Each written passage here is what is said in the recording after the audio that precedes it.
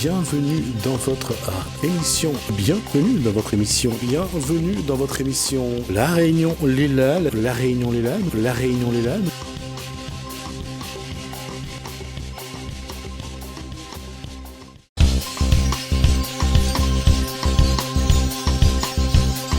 On parle peinture, cette fois-ci, on va en parler dans Cosmo Réunionnais.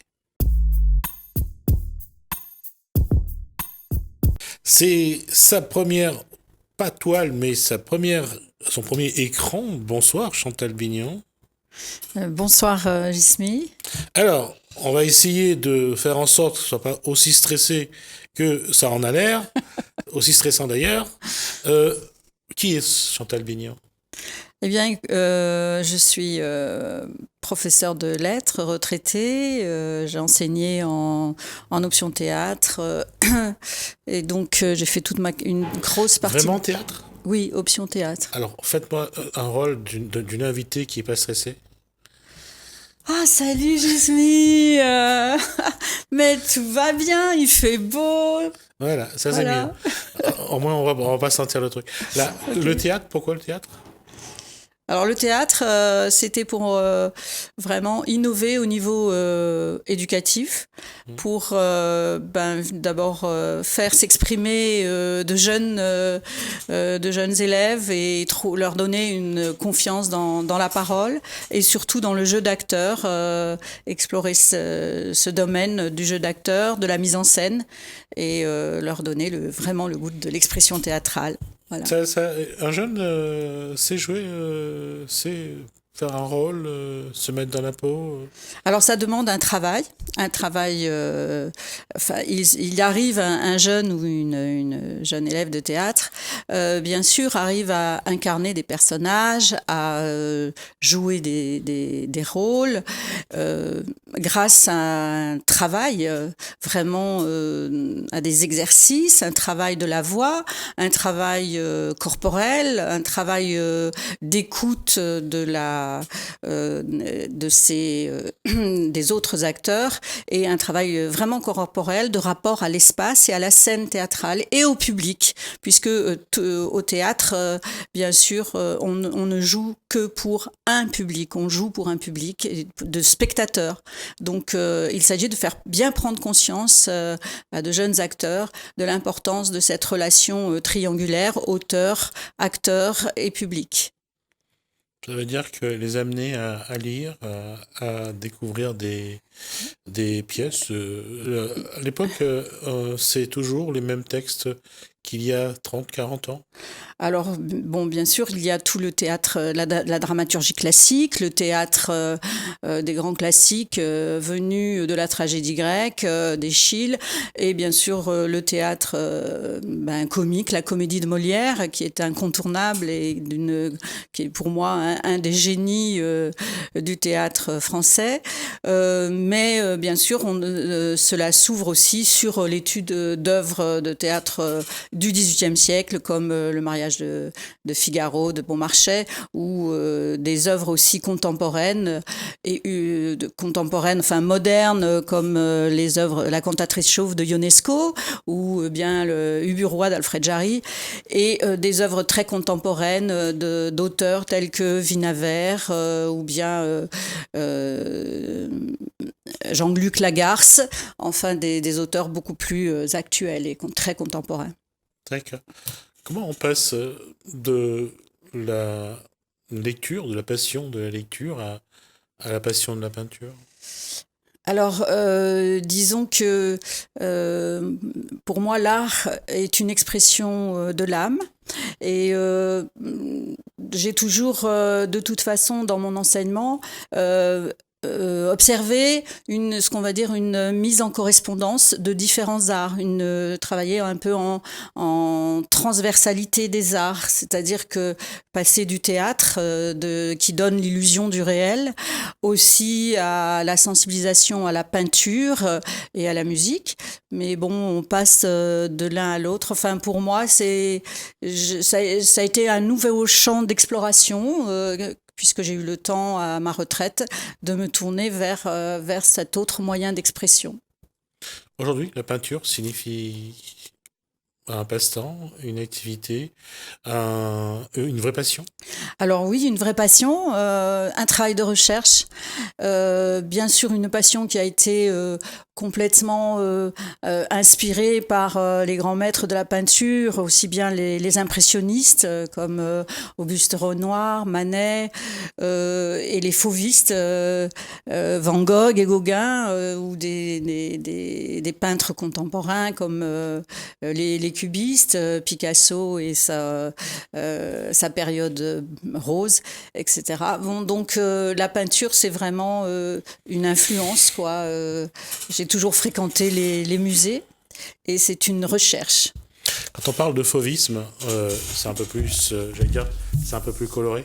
Oui, c'est vraiment la danse des couleurs et ces couleurs qui voilà qui entrent en harmonie, en correspondance. L'important c'est d'arriver à explorer cette intensité de la couleur, mais tout en trouvant une mélodie, on va dire. Ce coloriage qu'on voit juste devant le plateau en gros plan, en Alors plan large, oui, c'est aussi cette passion de la couleur.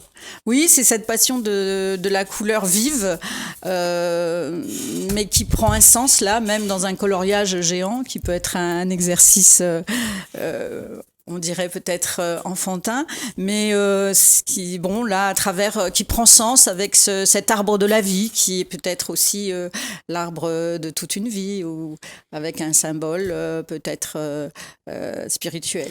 Voilà. Alors, je vais montrer ce tableau-là parce que, puisqu'on est dans les couleurs, Ouais. en tout cas, ça, c'est quelque chose que vous aimez. Oui, ça c'est bien sûr le thème du carnaval, avec le panache On va dire que c'est un petit peu les traditions de Venise. Oui, c'est que lorsque il y a ces soirées de danse avec les masques, avec la musique, tout et tout. voilà, avec cette fête, il y a cette sorte d'hymne à la fête, et au carnaval avec aussi avec ce thème du travestissement. Le carnaval, c'est aussi l'occasion pour certaines populations de faire sauter, on va dire entre guillemets, toutes les barrières sociales, et de se travestir, donc d'être autre et carrément presque, on va dire, au même rang social dans la fête. Ce qu'il y a aussi qui caractérise un petit peu vos tableaux, c'est ce manichéisme qui est dans votre caractère, c'est de bien différencier les couleurs, les formes. Oui, j'ai un goût assez éclectique, et je suis à la fois attirée par ce qui peut être une peinture abstraite, quelque chose un peu de l'abstraction, comme du figuratif, ou des formes très pointillistes, comme l'art aborigène dont je me suis inspirée. On va en parler de cet art aborigène, montrer. Alors pourquoi du pointillisme dans l'art aborigène? Ça, c'est ce que eux, quand on parle des aborigènes, on parle des aborigènes d'Australie. Oui. Et on va en parler aussi de tout ce qu'il y a autour, mais d'abord les formes. Alors les formes, donc les aborigènes d'Australie utilisent d'abord des baguettes, des pointes, et qu'ils trempent dans des mélanges de poudre pour donc représenter des symboles du temps des ancêtres. Ce symbole, on les voit aussi sur leur corps parce qu'ils se met des peintures, ils ont surtout le corps d'ailleurs, hein, c'est quelque chose je pense que ça marque aussi les tribus, ça marque toute la tribu, hein, ça définit aussi les personnes dans leur tribu. Comment vous avez découvert tout ce qui concerne les aborigènes d'Australie? Alors, et pourquoi ça vous intéresse? Alors, pourquoi ça m'intéresse? Parce que je trouve qu'il y a un lien qui me fascine avec des représentations, on va dire, plutôt d'ordre un peu cosmique, ou des représentations qui sont vraiment en contact avec la terre, la nature, et des mentalités ancestrales. C'est la tradition c'est la façon de vivre de ce peuple aborigène d'Australie qui est intéressant, c'est-à-dire de voir comment ils vivent toujours en contact avec la nature, comment ils respectent l'environnement, que ce soit au niveau du ciel, de l'eau, de la terre, les trois éléments. C'est ça qui est intéressant à découvrir, à connaître. Oui, je pense que dans le monde particulièrement pollué dans lequel nous vivons, et il y a encore comme cela des survivances de groupes humains qui sont restés encore très proches de traditions à la fois ancestrales et de leur lien avec une nature profonde qu'ils respectent au plus haut point. Le respect de ces peuples, justement, c'est la question. On le voit actuellement avec les incendies en Amazonie, au Brésil.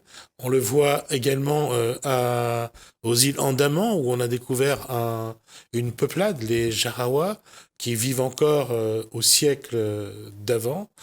Aujourd'hui, c'est ça qu'il faudrait préserver. C'est important de montrer que nous devons rester en lien avec notre environnement.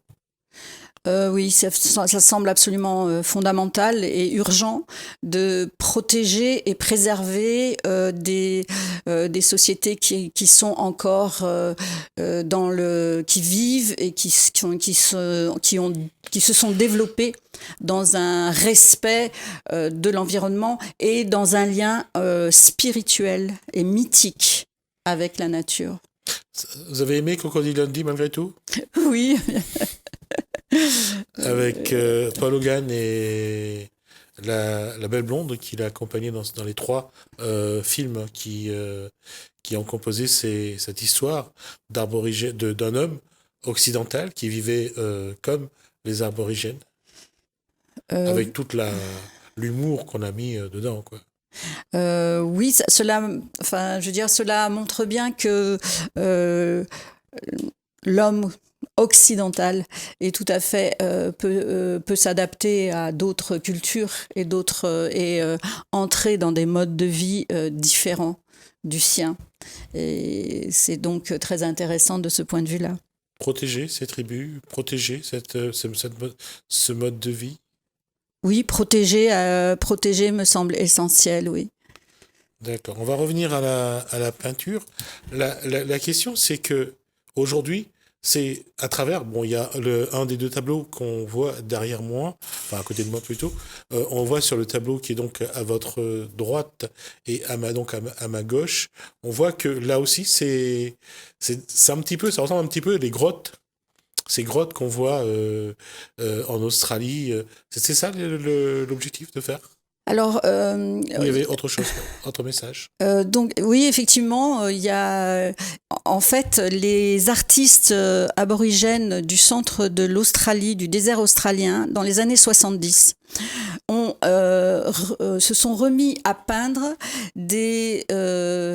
si vous voulez, des représentations qui étaient restées secrètes depuis la nuit des temps. Et quand je parle de temps, en fait, leur représentation est symbolique du temps du rêve, ce qu'ils appellent le temps du rêve, c'est-à-dire le temps où c'était l'origine du monde et ils réactualisent par leur peinture, leur graphisme, ils réactualisent l'esprit de leurs ancêtres, mais qui remonte aux origines du temps. Il y a une forme d'injustice que vous avez voulu, pas gommer, mais dénoncer quelque part.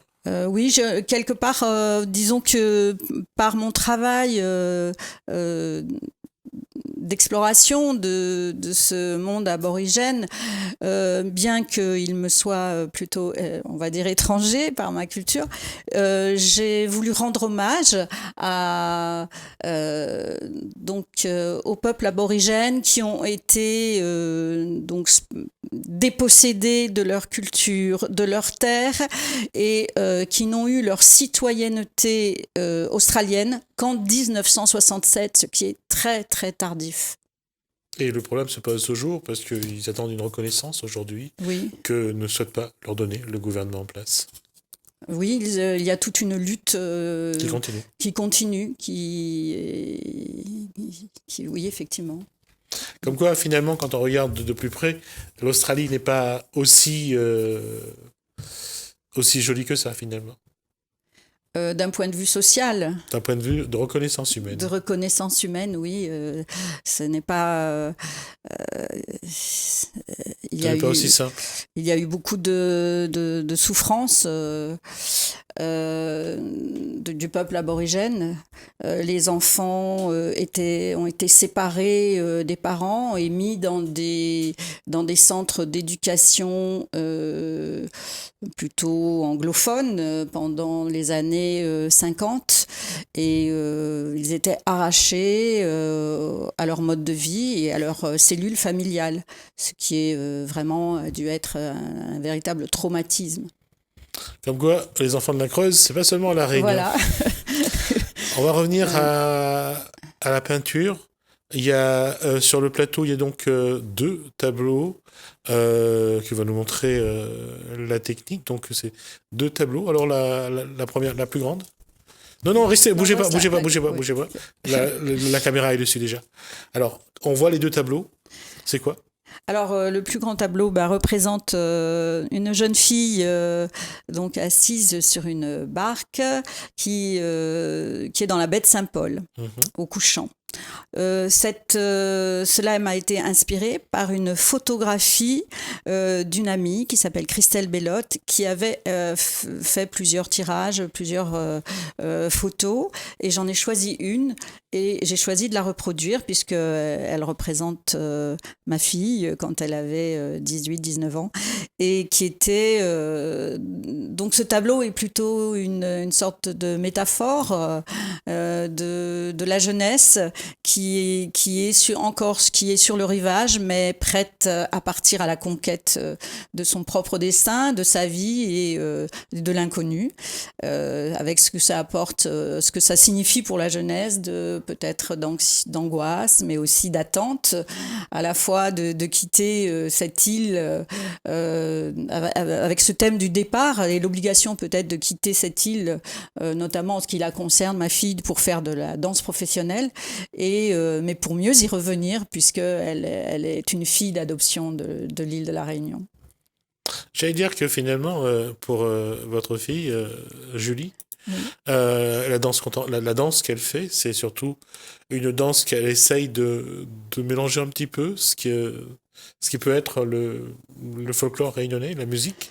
Alors, le maloya surtout. Oui, donc elle a une formation. Alors Julie Bignon, elle a une formation de danse professionnelle en jazz, mais elle a fait 2 ans de chorégraphie de dancehall, donc à Paris, et elle, bien sûr, elle est partie en Jamaïque pour faire un stage de dancehall et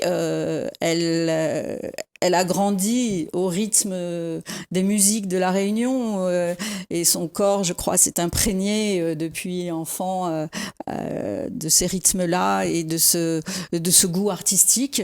Donc elle fait effectivement, elle peut faire dans ses chorégraphies une symbiose de toutes ces multiples et riches inspirations rythmiques. Il nous reste 5 minutes. Alors, il y a ce vase sur le plateau.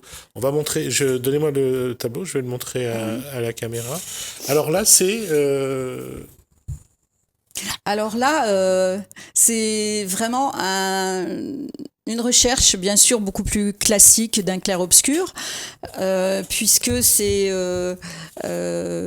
donc ce sont des fleurs dans une cruche rouge, et je voulais travailler sur vraiment explorer l'ombre et la lumière. Ce tableau donc est inspiré par les classiques de l'école flamande, avec donc tout ce travail d'ombre, de lumière et ce travail central de la fleur blanche qui attire l'attention, Mais je voudrais aussi rappeler qu'il y a un contraste entre cette blancheur et ces roses de la vie qui sont écloses et l'iris qui est en train de se faner. Donc c'est le thème aussi, sans doute, de la fuite du temps et de l'épicurisme, selon Ronsard, cueillez votre jeunesse, cueillez les roses de la vie, cueillez les roses de la vie. C'est sonné à Hélène, je crois. Voilà. Et l'iris, c'est une fleur que j'affectionne particulièrement parce que j'adore les iris de Van Gogh et j'ai voulu encore rendre un hommage quelque part à Van Gogh, bien que celui-ci ne soit pas... c'est une nature morte ? Oui, c'est une nature morte, avec un jeu de lumière, un jeu de couleurs. Van Gogh aura aimé les natures vivantes quand il aura été en Polynésie, en Tahiti. On voit les photos, le chien rouge, c'est on Gauguin. a vu... C'est Gauguin. C'est Gauguin, Paul Gauguin. Ouais. On a vu la différence. Et les natures mortes, on l'a vu un peu plus chez Manet et Monet, les deux qui ont aimé à ce moment-là ces fruits. Oui, tous les grands peintres sont passés par ce stade de nature morte, comme Cézanne avec les pommes, les fameuses pommes de Cézanne. J'essaye de compter toujours combien de pommes il y avait dans le truc, dans l'écuelle. Alors là, il y en avait plusieurs, mais au nombre de 3 ou 4.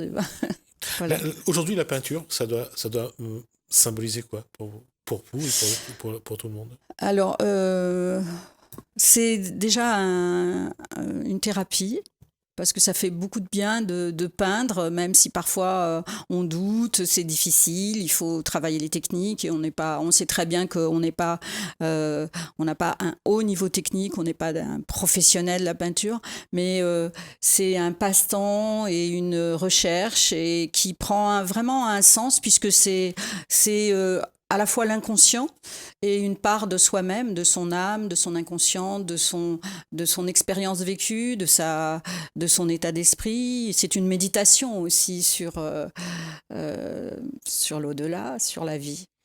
Quand on regarde tout ce qu'on essaye de savoir autour de la Joconde, autour du cri, autour de tous ces... du penseur de Rodin, c'est vraiment au-delà de ce qu'on essaye de lancer comme message. L'homme et la femme se reconnaissent vraiment dans ces moments de la vie. Oui, d'autant plus que l'art, depuis 60 000 ans, a ses origines sur les grottes. C'est l'art pariétal, Lascaux avec ses peintures de bison. Et donc, en fait, le besoin de représenter est fondamentalement humain. De figer un moment de la vie. Oui, de figer la réalité. D'accord. On arrive à la fin de cet échange et on arrive vraiment à la fin et je vais être un peu en retard. Merci Chantal Bignon pour cet échange et pour voir un petit peu. Vous allez exposer donc au Tampon. Oui, au Tampon, à la salle Beaudemoulin, à partir du 3 septembre, pendant 1 mois et demi. Voilà, donc j'espère que vous aurez l'occasion d'aller voir ces tableaux. Merci pour cet échange. Merci à vous de nous avoir suivis. Merci. Bienvenue dans votre émission. Bienvenue dans votre émission. Bienvenue dans votre émission. La Réunion Les Lalles. La Réunion Les Lalles. La Réunion Les Lalles.